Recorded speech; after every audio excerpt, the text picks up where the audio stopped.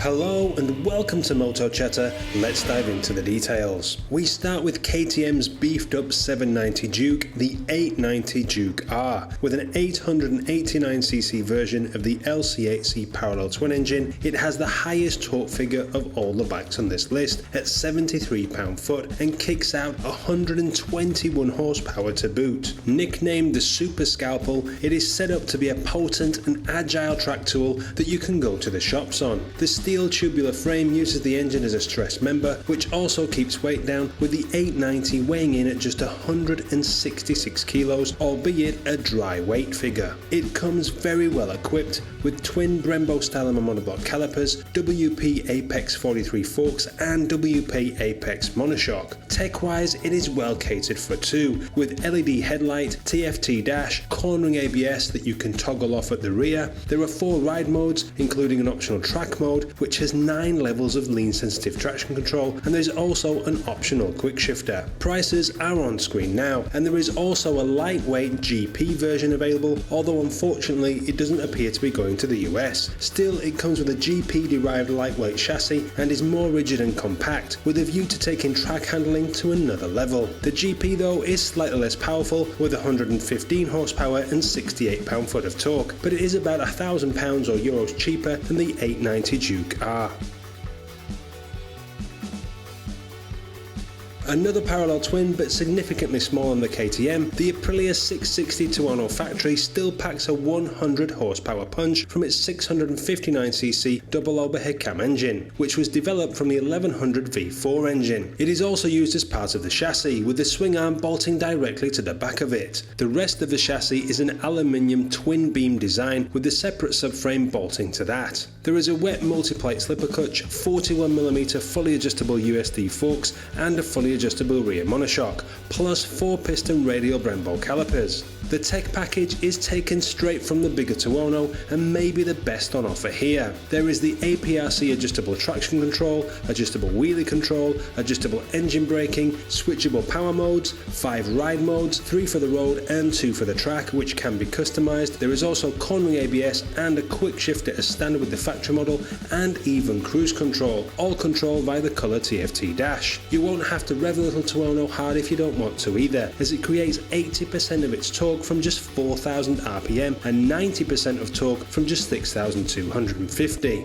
Aside from being more powerful than the standard version, the factory is also 2 kilos lighter, thanks to a lighter lithium-ion battery. And surprisingly, the factory version is only a few £100, dollars or euros more than the standard version too. Considering the extras you get as standard on the factory and the extra power, it seems like a bargain over the base model. You can option voice-controlled phone connectivity if you wish, which will include on-screen navigation and data recording, allowing you to download telemetry via an app. And there is an optional USB socket too.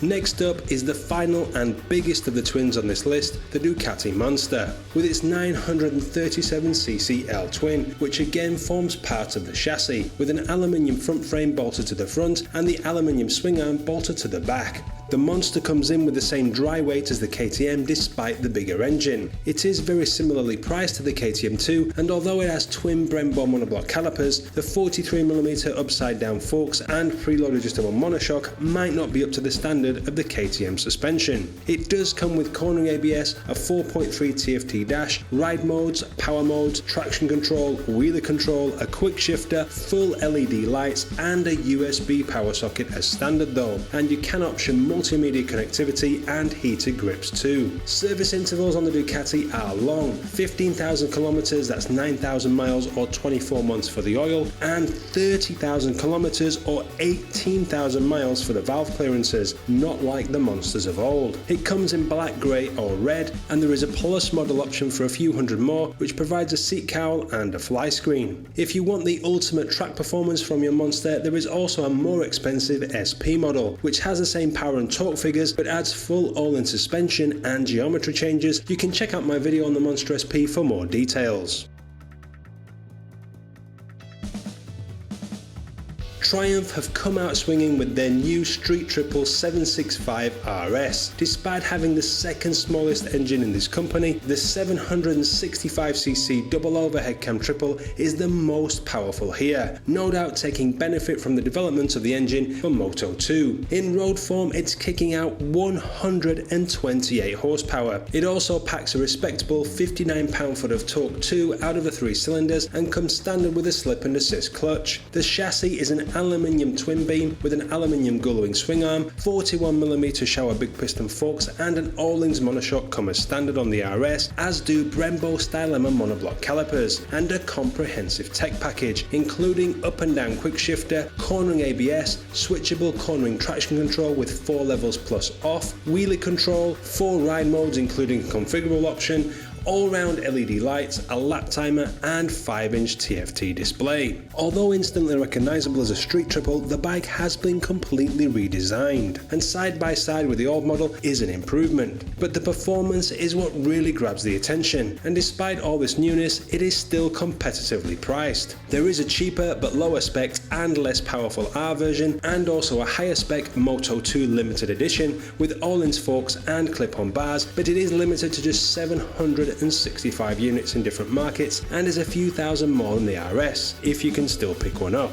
The RS is where it's at, and as bang for your buck goes, the little Triumph looks to be right on the money.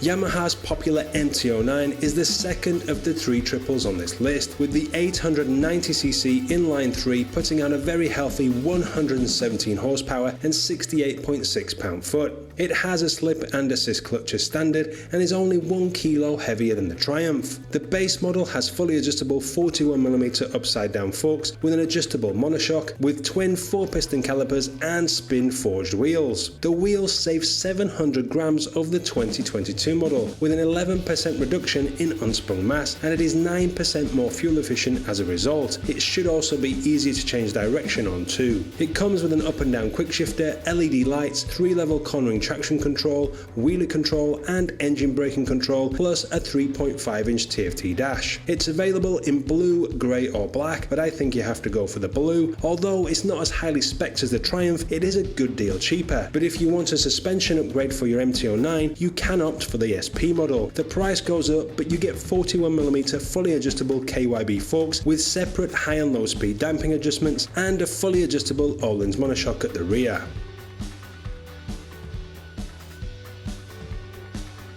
The third inline triple on this list is the 798cc MV Agusta Brutale Rosso. It has a 6-speed cassette gearbox and hydraulic slipper clutch. The steel trellis frame means it isn't the lightest bike here at 175 kilos dry, but it does have a rather nice aluminium single-sided swing arm. Suspension is 43mm fully adjustable Marzocchi forks with a fully adjustable Sachs rear monoshock. There are twin 4-piston Brembo calipers, an up and down quick shifter, phone connectivity is standard, 4 power modes, 8-level traction control and cruise control too. It may not surprise you to know that the MV is the most expensive bike here, and if you really want to break the bank, you can go for the RR version, which will get you an extra 30 horsepower and blow past the Triumph at 140 horsepower with 64 pound-foot. It will cost you though. Is it worth the extra money? I guess beauty is in the eye of the beholder. Personally, I don't think so, but you'll have to decide for yourself.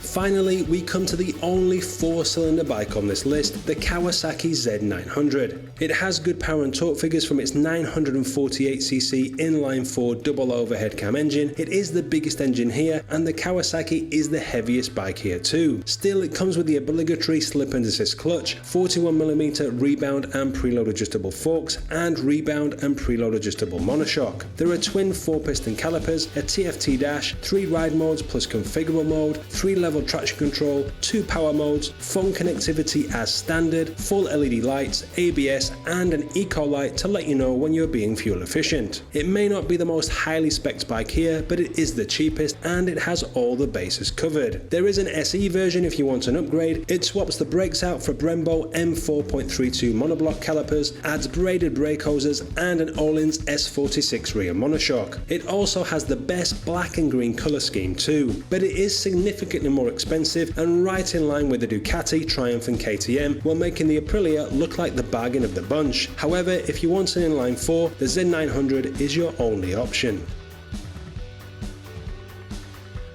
So there you go, 7 amazing bikes. For me it comes down to the Aprilia, Triumph or the KTM. The Ducati Monster SP is an option but is a chunk more money. It is hard to narrow it down. I guess what it comes down to is that in today's market, if you're looking for a middleweight naked bike with plenty of performance on tap, you are spoilt for choice. There is quite a range of engine sizes in this group, and it's not so long ago that the almost 1000cc Kawasaki would not be considered a middleweight. But the performance available from the little Triumph shows how engine technology has progressed, and in the real world, on the road, the middleweights could perform better for you than the bigger super nakeds. But those are my thoughts. What do you think? Which one of these would you go for? Let me and others know in the comments. Do like and subscribe if you like the video. You can click here for some more middleweight nakeds that won't break the bank and are all under $10,000, or you can click here for more details on the Ducati Monster SP. But whatever you do, have a great day and thanks for watching.